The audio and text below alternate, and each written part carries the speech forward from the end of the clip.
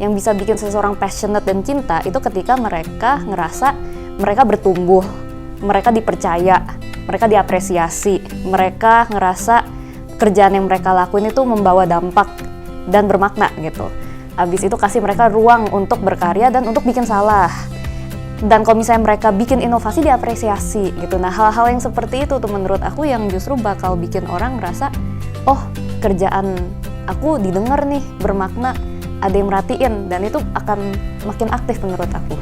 Tidak diberikan kesempatan untuk menyuarakan atau tidak didengar gitu sama yang lebih seniornya, makanya kelihatannya tuh kalau anak muda kayak kurang aktif itu sih. Makanya yang senior ini harus memberi ruang ke mereka untuk menyuara dan mendengarkan.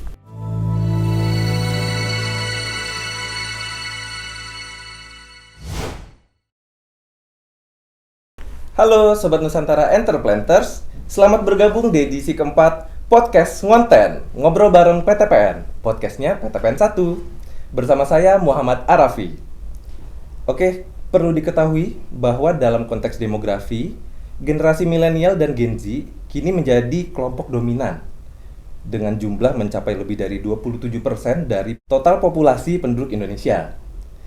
Dominasi ini menjadikan para pemuda aktor penting dalam mendorong pembangunan di berbagai sektor, mulai dari pendidikan, sosial, politik, hingga ekonomi.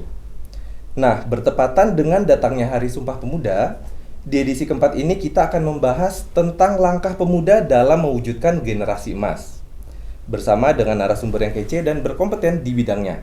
Sudah bersama saya, Kak Abigail Limuria, selaku co-founder dari What Is Up Indonesia. Halo Kak. Halo. Dan ada juga di sini sudah ada Mas Syahdan Arya M, selaku Ketua RT Gen Z. Halo Kak. Untuk lebih kenal dengan para narasumber, mari kita simak cuplikan video berikut ini. Generasi muda hadir membawa energi, ide, dan semangat baru. Kenalan yuk sama dua sosok muda yang menginspirasi dan bikin perubahan nyata. Abigail Limuria, co-founder What Is Up Indonesia, penulis sekaligus konten kreator muda yang aktif menyuarakan empati serta perubahan positif. Lewat karyanya, Abigail menginspirasi generasi muda untuk peduli, kritis, dan berani membuat dampak nyata. Syahdan Arya Maulana, sosok muda yang menginspirasi lewat perannya sebagai Ketua RT di Jakarta Utara, sekaligus konten kreator yang dekat dengan komunitasnya. Syahdan menunjukkan bahwa kepemimpinan bisa dimulai dari lingkungan sendiri dengan semangat kolaborasi dan kepedulian. Baik, Sobat Nusantara Entreplanters, sebelum kita ngobrol dengan narasumber kita, tim Ngonten sudah melakukan interview dengan karyawan terkait dengan tema kali ini. Untuk itu, mari kita simak dulu video short interview dengan teman-teman Nusantara Entreplanters PTPN 1 terkait peran pemuda dalam membangun negeri. Halo Sobat Entreplanters PTPN 1, dalam rangka program podcast Ngonten Ngobrol Bareng PTPN 1, spesial Hari Sumpah Pemuda, kita mau wawancara beberapa Sobat Entreplanters PTPN 1. Kita coba ulik yuk, seperti apa sih karakter generasi penerus bangsa. Coba kita langsung dengarkan ya, tentang semangat ataupun peran mereka menuju generasi emas Indonesia.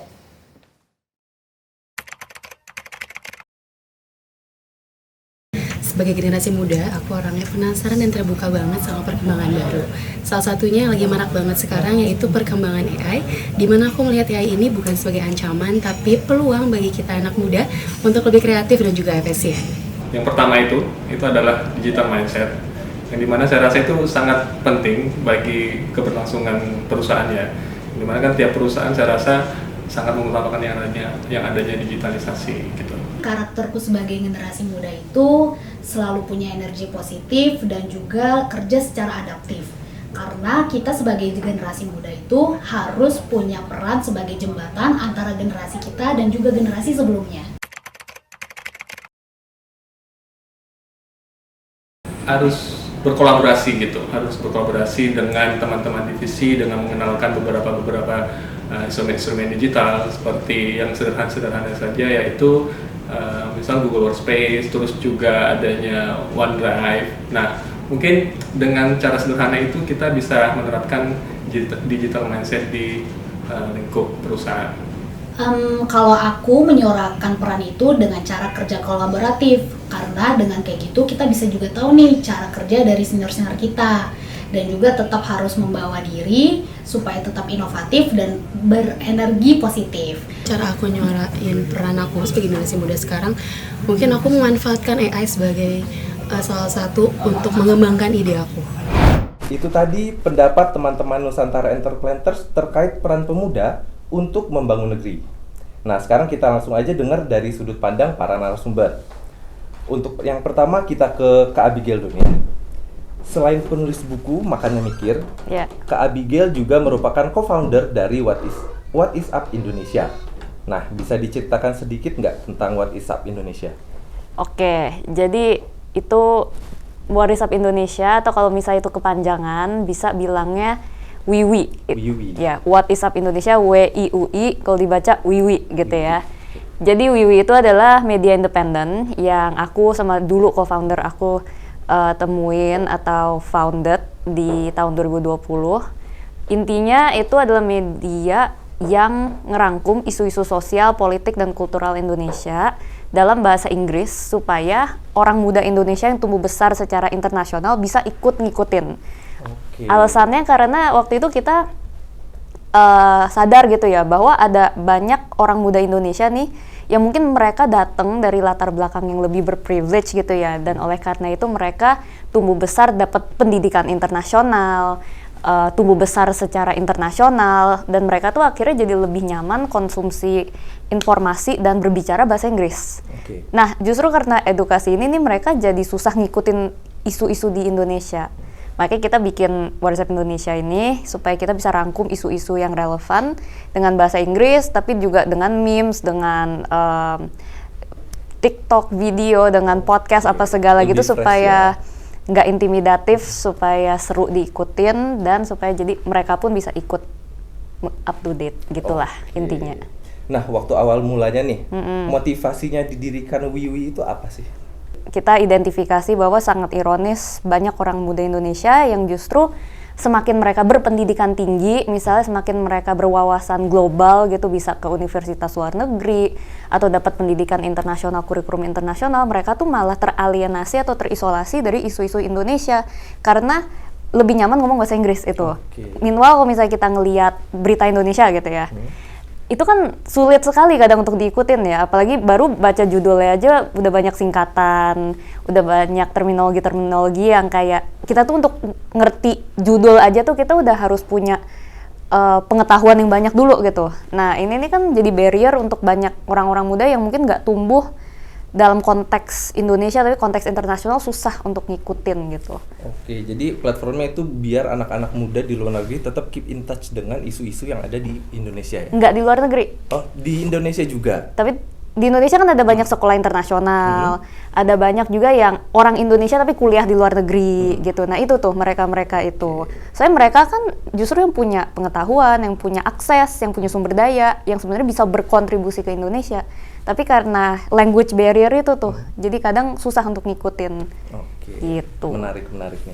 Nah, kalau Mas Sahdan nih, bisa diceritakan sedikit nggak perjalanannya bisa sampai ketua RT termuda? Ya, awalnya sih sempet gak ada pikiran ya untuk menjadi ketua RT, tapi karena waktu itu di sana tuh kan ayah dulunya sebagai ketua RT. Nah waktu itu ayah emang udah nggak mau lah, karena dia pengen kasih kesempatan yang lain. Tapi karena warga di situ pada minta, ya udahlah anaknya aja lah, siapa tahu sifatnya kan sama gitu. Nah akhirnya dari situ oke lah, sekalian kita cari pengalaman juga sebagai pemimpin ya kan, karena kan cita-cita saya itu pengen menjadi gubernur.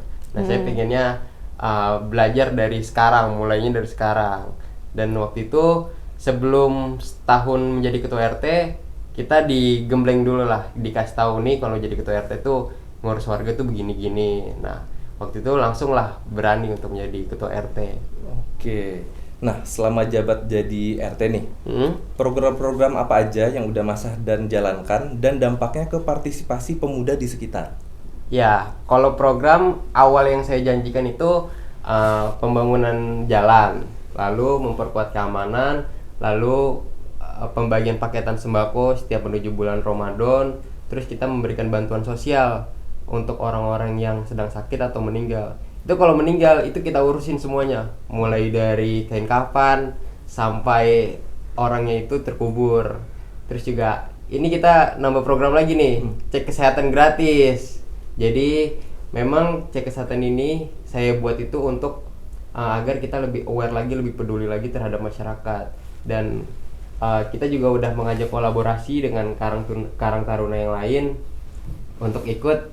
Ya ayo kita sama-sama untuk memperdulikan masyarakat di sekitarnya. Oke, keren banget nih. Nah, dalam perjalanan ya, Kak Abigail dan Mas Ahdan itu pasti kan banyak interaksi nih sama anak muda.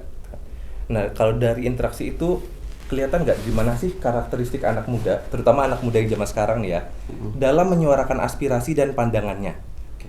Bisa Kak Abigail dulu. Jadi kayaknya untuk beberapa tahun ke belakang tuh suka ada asumsi ya, dimana banyak mungkin orang yang lebih dewasa atau media-media atau apalah banyak narasi yang bilang kayak orang muda Indonesia tuh apatis terhadap politik atau banyak yang nggak peduli politik. Menurut aku itu salah besar sih. Menurut aku orang muda Indonesia tuh sangat-sangat aware, sangat-sangat peduli, dan mereka sadar kok gitu bahwa berkontribusi ke negara, bahwa kayak involved sama politik segala itu tuh hal yang penting. Justru sebenarnya isunya adalah apakah mereka setelah aware itu masih optimis atau pesimis gitu. Jadi yang aku lihat kalau misal soal menyuarakan aspirasi, orang-orang muda tuh sangat mau menyuarakan. Bisa gampang banget deh dilihat dari sosial media, dari karya-karya mereka. Itu banyak sekali yang lagu, pentas seni, tulisan, konten itu tuh sebenarnya menyuarakan aspirasi kan. Jadi sangat-sangat mau gitu. Nah, sekarang sebenarnya yang harus lebih diperhatikan itu adalah apakah mereka ini menyuarakan aspirasi, setelah itu mereka jadi sinis dan pesimis, atau mereka tetap optimis gitu. Karena banyak yang mulai bergeser ke sini, dan menurut aku ini nggak baik gitu ya. Kalau misalnya orang-orang muda Indonesia tuh ya mereka udah tahu mereka harus partisipasi, tapi mereka at the same time juga ngerasa kayak suara aku mah nggak didengar gitu. Oke, menarik ya. Nah, kalau dari Mas Ahdan sendiri gimana nih pemuda sekitar dalam menyuarakan aspirasi dan pandangannya? Iya, seperti tadi Kak Abigail bilang, sebenarnya Aku setuju juga. Setuju banget. Berarti sama ya? Sama. Mereka itu bukan nggak peduli dengan politik atau isu-isu yang ada di zaman sekarang lah. Tapi karena memang mereka tidak diberikan kesempatan untuk menyuarakan atau tidak didengar gitu sama yang lebih seniornya. Makanya kelihatannya tuh kalau anak muda kayak kurang aktif itu sih. Makanya yang senior ini harus memberi ruang ke mereka untuk menyuara dan mendengarkan. Oke, emang ya sebenarnya lebih ke arah gak tertampung ya suaranya ya, karena ada perbedaan sudut pandang antara yang seniornya sama yang anak-anak muda ini ya. Iya. Oke. Nah, terus dengan karakteristik seperti itu gitu kan, menurut Mas dan Kak Abigail nih ya, gimana caranya nih kalau dalam sisi korporasi untuk memfasilitasi generasi muda agar mereka tidak hanya jadi pekerja aja, tapi juga sebagai agen perubahan yang kreatif dalam bersuara gitu. Bisa ke Mas Ahdan dulu nih. Ya, kalau untuk saya, menurut saya yang pertama itu ya kita harus memberikan ruang untuk anak muda untuk bersuara. Dan kalau dalam perusahaan, ini saya baru belajar nih minggu ini nih. Okay. Jadi ada konsep triple bottom line di perusahaan itu. Jadi kalau misal perusahaan udah menerapkan triple bottom line itu, dia itu bukan hanya menguntungkan profit saja, tapi ada kita memberdayakan lingkungan dan masyarakat, dan itu menjadi dampak citra positif untuk perusahaan tersebut gitu. Jadi perusahaan ini bukan hanya mementingkan kepentingan perusahaannya, tapi memberikan dampak yang positif ke masyarakat. Itu bagus sekali sih konsepnya. Oke, kalau dari sudut pandang Mbak Abigail sendiri gimana nih? Jadi menurut aku orang muda itu di korporasi ya akan mulai secara aktif berpartisipasi ketika mereka ngerasa kerjaan mereka itu bermakna atau diapresiasi gitu. Jadi ada riset juga yang mengatakan kan gaji, habis itu fasilitas, habis itu hal-hal yang sifatnya eksternal lah, itu tuh nggak bisa bikin seseorang cinta sama pekerjaannya. Yang bisa bikin seseorang passionate dan cinta itu ketika mereka ngerasa mereka bertumbuh, mereka dipercaya, mereka diapresiasi, mereka ngerasa kerjaan yang mereka lakuin itu membawa dampak dan bermakna gitu.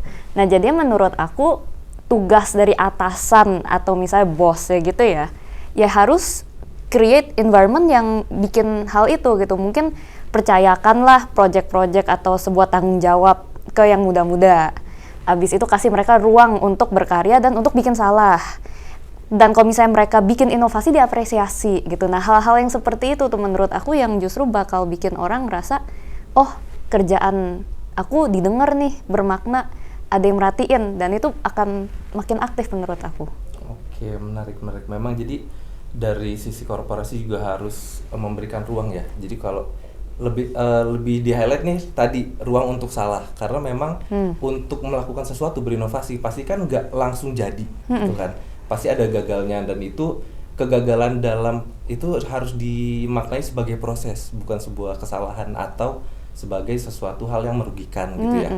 Kak Abigail dan Mas Dadan ini kan aktif banget ya di sosial media ya. Nah, menurut kalian itu gimana sih peran media sosial gitu dan platform digital dalam memperkuat suara pemuda di komunitas lokal maupun secara lebih luas? Nah, ini bisa ke Mbak Abigail dulu nih. Memperkuat. Tentunya sangat-sangat memperkuat dalam in a sense buka akses lebih luas ya. Jadi mungkin kalau misalnya dulu sebelum ada sosial media atau misalnya internet, kalau kita misalnya pengen bersuara gitu, itu harus turun ke jalan gitu kan, berorasi misal. Nah itu kan bisa dibilang untuk beberapa orang mungkin sangat maskulin, atau ada beberapa orang yang nggak nyaman ngerasa itu, mungkin dia introvert atau misalnya dia nggak punya teman kesana dan sebagainya lah. Nah tapi sekarang bersuara itu bisa berbagai macam bentuk. Tentu berorasi turun ke jalan masih bisa, tapi dia juga bisa bikin konten. Dia bisa bikin video YouTube, bisa bikin TikTok, dan itu kan akhirnya membuka akses supaya lebih banyak tipe orang-orang muda yang bisa bersuara gitu. Dan tentunya semakin akses terbuka, semakin banyak yang bisa bersuara, dan suara itu pun semakin keras. Selain membuka akses juga tentunya untuk amplifying, untuk saling informing satu sama lain gitu ya, untuk ngebenerin hoax, untuk berkoordinasi sama antar satu sama lain, untuk sharing ide yang jadinya bahkan nggak harus yang pemuda di Jakarta bisa tuker ide sama yang di Bogor, sama yang di Maluku, sama yang di Sumatera gitu. Dan nggak cuman itu juga, bahkan bisa ke luar negeri gitu. Kayak misalnya contohnya aku di Warisap Indonesia, kita kan punya podcast baru-baru ini, aku kedatangan namanya Pita dari Thailand. Dia yang punya partai namanya Move Forward Party di Thailand yang 2023 itu dia menang paling dapat banyak vote-nya. Itu gila banget. Seumpamanya kayak dia partai baru, anak muda, berkampanye, terus dapat kursi DPR-nya paling banyak. Itu seakan-akan misalnya aku Wiwi bikin partai politik nih, kampanye, terus menang lebih banyak dari PDIP gitu. Sehebat itu lah ya. Nah itu aku baru datang tuh dia ke podcast kita, aku nanya-nanya, sharing ide, dia kasih tahu rahasia kampanyenya gimana, dia ngasih tahu gimana dia menang itu tanpa pakai politik uang dan sebagainya gitu. Dan itu tuh banyak banget yang akhirnya kan kita dapat insight dari pengalaman seseorang di Thailand gitu. Dan podcast itu ditonton sama orang Singapura, Myanmar, Filipina, dan itu mereka dapat insight lagi. Nah tanpa internet, tanpa sosial media itu kan nggak mungkin gitu ya, sharing informasi pengetahuan antara orang muda. Oke, kalau dari Mas Dadan sendiri nih, pandangannya seperti apa? Menurut saya bagus sekali ya, dan itu menjadi faktor pendukung kita untuk lebih bersuara dan menyampaikan aspirasi. Karena ya seperti tadi Kak Abigail bilang, suara kita lebih keras lagi, lebih kencang lagi agar di pusat itu lebih mendengar. Karena sekarang itu kan ya seperti yang kita tahu ya, no viral no justice. Oke. Nah dengan media itu kita bisa menyuarakan dan lebih mendengar, dan pemerintah itu bisa langsung mengerjakan itu gitu. Itu sih. Oke, jadi emang si sosial media ini bisa menjadi alat untuk memperluas dan memperkuat ya apa-apa suara-suara kita. Oke, nah ini nggak kerasa nih udah sampai pertanyaan terakhir nih buat Mbak Abigail sama Mas Dadan. Ada pesan atau saran nggak bagi generasi muda Indonesia, khususnya yang ingin aktif memimpin atau berkontribusi di komunitas agar tetap kritis, berani bersuara dan konstruktif dalam menghadirkan perubahan nyata? Oke, bisa ke Mas Dadan dulu nih. Ya, anak muda jangan hanya cuma main game doang ya, apalagi gadget nih, karena sekarang tuh eranya kita gitu. Apalagi kan sekarang kalau mau jadi anggota DPR sekarang gadget itu udah pada bisa, karena sekarang udah melebihin umur 21 tahun. Memang sekarang tuh emang harus sekarang gadget udah mulai aktif bersuara, dan ya kita harus terjun ke politik, karena kan mereka yang pada bilang kalau sekarang politiknya agak rusak. Nah, kita sebagai Gen Z, sebagai generasi emas harus berani ikut masuk dan berani bersuara untuk memperbagus lagi ke pemerintahan kita itu sih. Oke. Kalau dari Kak Abigail sendiri gimana nih? Menurut aku, yang pertama-tama sebelum berkontribusi atau bersuara atau sebagainya, harus pastiin dulu apa yang mau dikejar. Karena ketika kita tahu dengan pasti goal kita apa, tujuan kita apa sih yang pengen kita dapetin di kehidupan ini, barulah how-nya itu make sense kan. Kalau misalnya emang yang dikejar, misalnya kayak Mas Ahdan gitu, pengen jadi gubernur misalnya kan ya, oh ya jadi ketua RT sangat masuk akal gitu. Tapi kalau misalnya Mas Ahdan sebenarnya cita-citanya pengen jadi dokter gigi gitu, mungkin orang akan rada garuk-garuk kepala gitu ya, kenapa jadi ketua RT ya, nggak nyambung gitu. Mungkin sebagai side quest gak apa-apa lah gitu. Nah tapi jadi sebelum kita ayo bersuara, kita pastiin dulu nih apa yang mau kita capai. Bersuara ini supaya apa? Supaya RUU ini direvisi. Supaya saya pengen RUU ini digolkan gitu. Atau misalnya supaya Indonesia edukasinya lebih baik. Nah lebih baiknya apa definisinya? Nah itu tuh baru akan jelas langkah-langkah kita ke depannya harus gimana. Tanpa goal yang jelas, langkah-langkah kita juga kadang jadi nggak jelas. Dan definisi sukses gagalnya juga nggak jelas. Jadi harus dimatengin dulu apa yang mau dikejar. Oke, memang harus ada visi ya ke depannya mau ngapain, Iya. dan Harus ada langkah-langkahnya visi, seperti apa. Iya. Oke, nah terakhir nih, dipersilakan kepada Mas Mbak untuk memberikan closing statement buat teman-teman generasi muda terutama di PTPN 1 ya. Bisa ke Mbak Abigail dulu. Oke. Menurut aku makna itu tuh kita nggak bisa nunggu orang lain ngasih hidup kita makna. Dan itu termasuk di apa yang kita lakuin, kerjaan yang kita lakuin dan sebagainya. Menurut aku makna itu bisa ditemuin di dalam diri kita, dan selalu ingat bahwa setiap diri kita itu unik karena kita dilahirin dengan personality, dengan pengalaman, dengan kelebihan dan kekurangan tuh yang unik gitu kombinasinya. Jadi kalau misalnya kita pengen jadi individu yang bermakna dan kita mengakui bahwa kita itu unik, artinya apa yang kita lakuin itu matters, dan artinya kita punya tanggung jawab. Dan ketika kita punya tanggung jawab, artinya ya kita harus bertanggung jawab. Tapi kalau kita tidak mau bertanggung jawab, artinya kita mengakui bahwa kita tidak unik dan hidup kita tidak bermakna. Jadi kita nggak bisa have both, harus pilih mau langkah mana nih yang kita mau ambil. Oke, jadi memang yang meringankan langkah-langkah kita di tanggung jawab kita adalah makna yang hadir dalam kehidupan kita gitu ya. Bisa jadi. Oke, baik. Kalau dari Mas Ahdan sendiri nih seperti apa nih? Seperti yang tadi saya bilang ya, PTPN ya semoga kedepannya itu bukan hanya mementingkan profit ya, tapi juga kita memberikan dampak yang positif ke masyarakat dan lingkungan juga, agar citra PTPN ini bagus juga untuk ke publik dan masyarakat sih, itu menurut saya. Oke, ya memang sih kita juga sebagai BUMN ya harus lebih memberikan dampak kepada lingkungan sekitar ya. Kan ada yang program kayak CSR, Betul. itu kan bisa lebih menyupport lagi nih anak-anak muda atau lingkungan untuk memperbagus lagi atau membangun lah di wilayahnya. Oke, siap-siap, menarik. Oke nih, jadi dari kita udah ngobrol-ngobrol panjang dengan Kak Abigail dan Mas Ahdan gitu, bisa kita ambil ya kesimpulan bahwa generasi muda di zaman sekarang itu sebenarnya bukannya tidak bersuara gitu, tapi lebih ke arah memiliki sudut pandang yang berbeda dengan generasi sebelumnya. Nah, gitu juga dengan cara penyampaiannya. Nah, akan tetapi bukan berarti ini generasi muda zaman sekarang itu nggak ada kontribusinya juga terhadap pembangunan negara itu seperti generasi-generasi sebelumnya. Malah generasi muda zaman sekarang itu lebih memiliki banyak cara untuk turut membangun negeri, seperti yang telah dilakukan oleh Mbak Abigail dan Mas Ahdan ini ya, dengan platformnya dan dengan pembangunan lingkungan sekitarnya, gitu kan.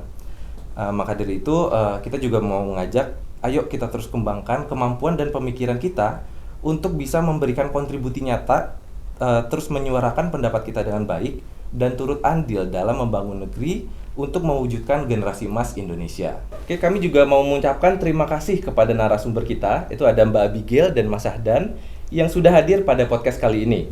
Kami juga ucapkan terima kasih buat Sobat Nusantara Entreplanters yang sudah join sampai akhir. Nah, kita akan kembali lagi di edisi selanjutnya dengan tema dan narasumber yang gak kalah keren. Sampai jumpa lagi di podcast Ngonten, ngobrol bareng PTPN, podcastnya PTPN 1. Bye!